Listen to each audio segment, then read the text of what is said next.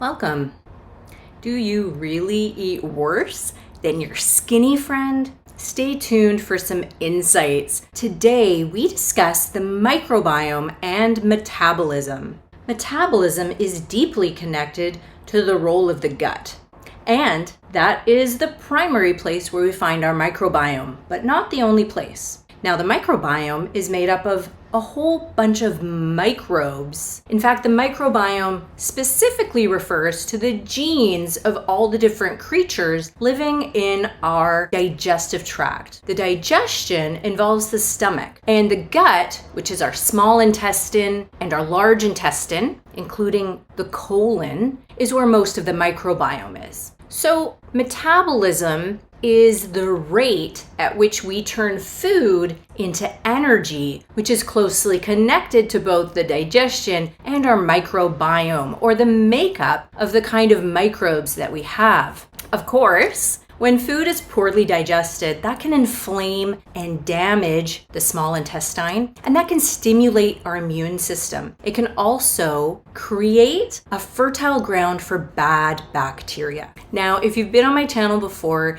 you know that I have spoken quite a bit about bacteria, and that's because I find it extraordinary. I also worked in the supplement industry for a number of years, and with one of the very first companies, I think the first company that ever came out with probiotics that were tailored to the microbiome of people at a particular stage of life or a particular age group. And I've learned quite a lot, and we've studied and gotten the opportunity to learn quite a bit about the microbiome through my time at that company. So I've done a lot of studies on the microbiome. If you haven't been on my channel before, my name's Dana Green Remedios. I'm a registered holistic nutritionist. I am a life coach, and I use a lot of different tools to really help people to feel better in many different ways. And I like to share as much of the knowledge that I've picked up along the way as I possibly can. You can also submit your questions to me through Ask Dana, which is, I'll drop the link below so you can try using that. So with regard to metabolism, of course I was saying, is it really up to you and your choices and your diet? Is that really what is giving you the body that you have, or is there more to it than that? Today I was at the grocery store and I was shopping for food, and when I got to the checkout, the woman said to me, "Wow, is that your hair?" And you know, sometimes people at the checkout, they just flatter you. But she's like, "Or did you have a blowout?" And I was saying, "No, this is just my hair. Like, I washed it. That's it." So it's not a blowout. She's like, "Wow, you just have really good genetics." And it's really interesting from her perspective. You know, having really full hair is a really wonderful thing. And if you are short, you might think that tall genes are really helpful, and if you are someone with really thin hair and it's maybe even the hair that falls out, you might think that naturally very thick hair is a wonderful thing to be gifted with, and you might think maybe it's genetics. So sometimes these things, we do have a genetic predisposition, and certainly that can be the case, but part of what we're inheriting from our family isn't just the genes that they give us, but it's also the habits that we learn, and it's the environment that we grow up in. And part of what happens is that we're exposed to the microbiome of our mothers, and that strongly influences our microbiome. So why am I bringing that up? Because when people think about metabolism, they're often trying to find a way to speed it up to manage their weight. And sometimes some people are trying to slow down their metabolism to manage their weight, because some people want to gain weight and some people want to lose weight. So obviously we are more schooled in the idea of needing to lose weight and not as schooled in the idea of needing to gain weight, but both are really important concepts to be familiar with. One is not necessarily more important or better than the other. It's really about knowing your body composition and what you need, and where your happy place is might be very different from the next person. So we don't want to have a microbiome with bad bacteria. Obviously, that wouldn't really be helpful. But you know, there's more to what your microbiome does than how you feel in your gut and whether you feel nauseous. There's more to the bacteria in your gut than your digestion. Who you are, your microbiome from childhood, what you eat, when you eat it, where you live, who you are spending time with, what your people eat, not just what you eat, but like what your mother ate and what your grandmother ate and what people in your area eat and how much and how often. All of this can affect what's in your gut, meaning the microbes there. And so that's referring to bacteria, yeast, and even these things called archaea, which are actually all the way at the kingdom level, a totally different kingdom. So they're not even a kind of bacteria. They're not even a kind of fungus, which is what a yeast is, a part of the fungal kingdom. So all of those, and even worms or amoebas, which are different still, they can live in your microbiome and they help to make up your microbiome, my microbiome, our microbiome. And this will affect how we feel, what we look like. And of course, I love to talk about mind, mood, and metabolism, especially for people in menopause. And I'd like to master mind, mood, and metabolism because our minds, our mood, and our metabolism are very, very linked. Oftentimes, one of the things that can connect it is the microbiome. They affect all these bacteria, these yeast, these archaea, these worms, these amoebas. They all affect the speed of your digestion and therefore your metabolism. And these creatures also adapt to what we eat, which means how our diet habits are and what we feed them. And also they're going to tap to other things about our lifestyle, including when we wake up and when we go to sleep and things like that. Some of them, I'm thinking of archaea, for example, definitely are going to increase in number and slow down the time of our metabolism from transiting from one end to the other. We call that transit time, the time it takes to go from your mouth out the other end. So that transit time, as we call it, can be slower if you have a lot of archaea. And again, these are microorganisms kind of like a bacteria, but they aren't bacteria. And people that are on a restricted diet, and meaningfully, I mean people like who have eating disorders, who restrict their food, who have something like anorexia nervosa or bulimia. There are different types of bulimia. So not all bulimia is about restricting your food. Some of it's about over-exercising. But the main thing is that you're not really in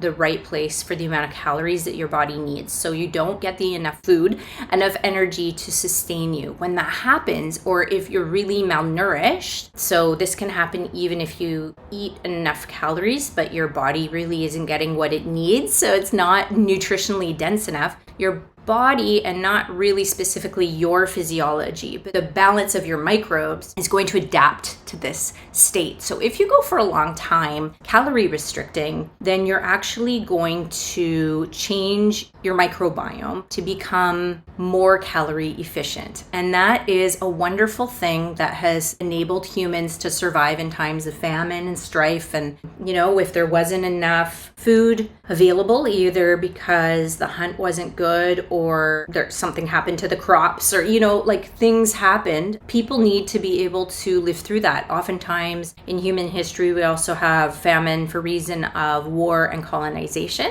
So that's also a truth of our history. And so anytime that we have a famine, for whatever reason we have it, the body has this beautiful ability to be able to make do with less. Just like many cultures get used to a lot of fasting, and people in many very arid regions get used to living without a lot of water, we can also learn to get by without as much food. And if we really need more calories than we have, and we need more nutrition than we have, our body will slow everything down, and the transit time will go more slowly from one end to the other through our body in order to have more time to suck more nutrition out of our food. So in our small intestine or intestine, this is the area after the stomach, or opens up into the duodenum or duodenum. This area is an area that does a lot of absorbing, so we get a lot of our nutrients from our food there, and we're slowing that passage down so that we can get more nutrients out of the food. Now, this is a great tool in the toolbox of humanity that we've developed this skill, but you can see that if someone is probably just the right size for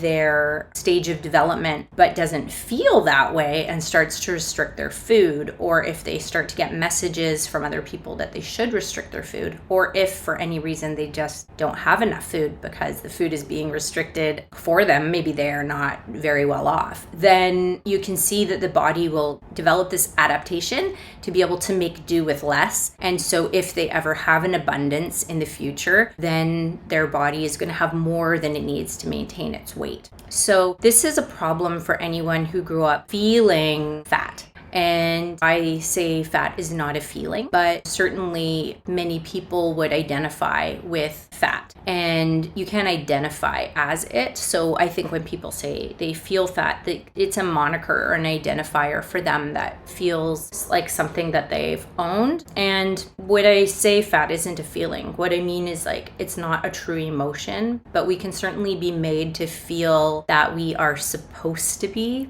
smaller. And sometimes when people say it to us, we can brush it off and we know that's not true. But the more we hear it, or the more we think it, or the more the messages are aligned with that, the more we can begin to believe it. And so sometimes people who are just going through a stage of, usually we grow out and then we go up, and then we grow out and then we grow up. Or sometimes people are just larger framed, larger boned. Sometimes people do hold more subcutaneous fat than other body types. It's very likely that also it does matter what that person, a lot of different things. Like I know that people can have a moon face if they have a lot of cortisone in their system, like, these corticosteroid drugs. Some people are on them for eczema or allergies or asthma, and it can make you look puffy. So there's a lot of different reasons why we might feel fat and start to restrict our calories, our food intake, or maybe we're just malnourished, and then our body will adapt to that. And sometimes you don't even have to do that. And this is just, you already have a microbiome that's more prone to that than the next person. And some people are prone to diarrhea and fast moving bowels, and some people are prone to constipation and slow moving bowels. And slow moving bowels generally and constipation are related to more of the types of microbes that slow your digestion down in an attempt to get more nutrients out of your food. And if you have always been pretty well nourished, you might not have very many of them, but sometimes you can be exposed to them for other reasons, like you inherited them from your mother. Now, sometimes a mother and a child don't have the same microbiome. So if a mother has this kind of microbiome that's very calorie efficient, and then she has children who are very calorie efficient too, you might see a very similar body type and a very similar reaction to foods through the family. But sometimes we don't see that. And our children don't always have our microbiome as mothers for various different reasons. There's lots of different kinds of families. There's lots of C-section. There's lots of inability to breastfeed. There's lots of choices not to breastfeed. There's lots of choices to adopt. There's lots of different types of families out there. And even when we have everything that would make you think that you're going to have the same microbiome as the person that bore you, that doesn't always happen. So the thing is, there's lots of things that can happen along the way that change your microbiome. And we can also pick up different microbes where we are. And that's part of what I was touching on at the beginning, is that children that are raised on a farm, children that are raised with pets have different microbiomes than children that aren't, and children that are raised in a totally rural environment, in a more wild environment instead of a built environment, they have very different microbiomes as well. And depending where you grew up and how the people in your culture eat, maybe you are going to have a gut that looks super different than somebody in another culture. So there was this story that was fairly well known in my circle, at least a few years ago, but you might not have heard, and so I'll share it with you. You may have heard of fecal transplants. If that's something that you've heard of, let me know down below if that's something that you know what I'm talking about. But this is where we're changing the microbiome of a person by inoculating their colon with feces. So you basically take a poop from somebody that's got great health and all the vitality signs, and you take a bit of their microbiome via their poop, and you put some of that into somebody else's body, up their rectum, and you hope to change their health and all of their vital signs through this poop transfer, which is essentially, it's meant, mostly it's used for people that have C. difficile or really really bad case of diarrhea where they can't recover, and then you take the microbiome from someone that's doing really well and is really healthy, and you give it to them and you try and save their life, because otherwise they might die of this horrible bacterial infection that they're having, or virus or whatever that they're suffering from. And so with C. diff, there was a daughter who had this horrible infection. She wasn't getting better. They were giving her antibiotics. They were giving her all the things that they do at the hospital. They were trying to recover her health, work with her to save her life. And she was withering away. She wasn't doing well. And, I told the story wrong. It was the mom that had C. diff, and it was the daughter. That saved her mom's life. And the mom had never had trouble maintaining her weight. And the daughter had always had trouble maintaining her weight. And after they did this fecal transplant, everything about the mother changed. She got her daughter's poop. And what happened is she then, from that point, not only recovered from the C. diff and no longer had diarrhea, but she started having the digestion of the daughter. She started to have much slower metabolic speed. She had a slower transit time from one end to the other. And she started gaining a ton of weight just from having a different microbiome. And I think that we often correlate like big, not good, small, good. Not the case. Like, we really can't correlate health with size in that kind of way. I think that it's really important to look at, for example, I think a lot of people understand this example of Lizzo. Like, not everybody that's thin could go on tour and like wind a flute and dance for 3 hours and have that kind of stamina. And Lizzo can, even though she's in a bigger body. And she's got more subcutaneous fat. But does that mean that she's not fit? I think that's really interesting, because there are a lot of people that are thin but not necessarily fit. So we can't necessarily make that correlation. I think it's really important that when we talk about mind, mood, and metabolism, we talk about the microbiome. This is a really important piece, because the microbiome can be one of the things that changes our mood, as we've already said, and it can affect the speed of your digestion and your metabolism, as I said earlier. Again, these microorganisms adapt to what we eat. So oftentimes if someone is fat shamed or they are pressured, for example, Jeanette McCready, she wrote a book about, she was an actor. Her mom really encouraged her to have an eating disorder, essentially, and taught her how to restrict her calories extremely so that she could stay unnaturally small, so she could continue to act as a child, which is messed up for sure. But, your microbiome can adapt to your habits and what you're doing. So if you feed them differently or you adopt different diet habits, they can change pretty quickly. So once you start to starve yourself, you can end up with terrible digestion, constipation, and then these archaea, which slow your transit time down. In an effort to try and help you out, they can also make you really gassy and really constipated. And then people are noticing that calorie restriction isn't doing it anymore. So now they start to purge their food too, right? Like they throw it up when they have an eating disorder. So it's really important to see how we can get ourselves into these crazy cycles, but it's also really important to understand that a lot of this isn't even about us. It's about these other creatures that we're living in harmony with. And these microbes are going to be different. They're going to be either more calorie efficient or less calorie efficient. They're going to make us more hungry or less hungry. They're going to change the way we respond to sugar. They're going to change our neurotransmitter balance. If we have more serotonin or less serotonin, more dopamine, less dopamine. Now, a lot of people kind of overemphasize that point, because it's really more about how much of those things are really in our brain and not so much how much of them are in our gut that's going to make the difference to how we feel. But still, there is a connection there. And part of what the microbes are adapting to is what we eat. And it's not just about not eating junk food. It's about when you eat good foods, there's a lot of protective effects there. So if you eat junk food, but you also eat some really great food, then you're exposing your microbiome to more polyphenols, and that variety is way better than being just a health freak or just completely eating junk food. You kind of want to keep a little bit of variety in your diet, even if it involves eating like not perfectly, because that's actually going to enable you to be more adaptive, maneuverable, have a real variety of different microbes. Mostly those colorful fruits and vegetables have the polyphenols that feed the microbes that can make you less calorie efficient, which is not super surprising, since I think that people that eat a lot of fruits and vegetables, we tend to think of them as being lean.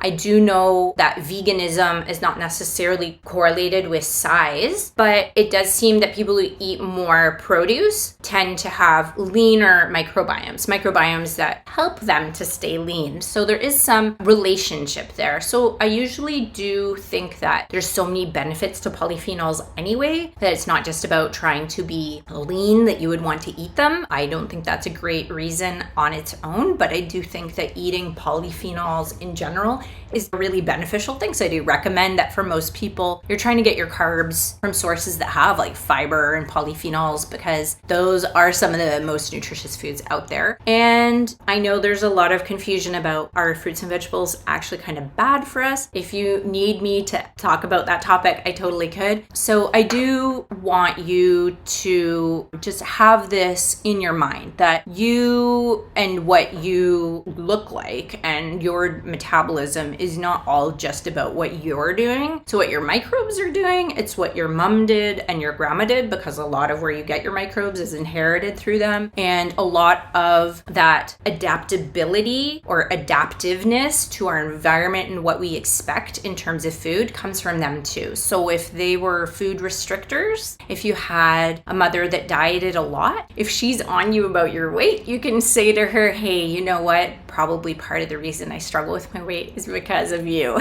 So I just hope that that helps you to like put these things in context. I think the days of shaming anybody for their food habits is so over. Like, we all have different bodies. They're all going to react really differently to things. And the microbiome's just part of how it affects our metabolism. And you want to get all your nutrients. So if your digestion had to slow down so that you could get all the nutrients that you need, then thank your body for doing that. I know that it's not always the result that we want, and sometimes that can be stressful for us, but that's really more about society's pressures. And you need to have nutrients to be able to process toxins, to grow mentally, to grow physically, to be able to reproduce. It's really good to have those things. And so thank your body for being on your side. And if you want to learn more about your microbiome and how to work with it, I'm also happy to talk about that. You can also tell me that in the comments as well.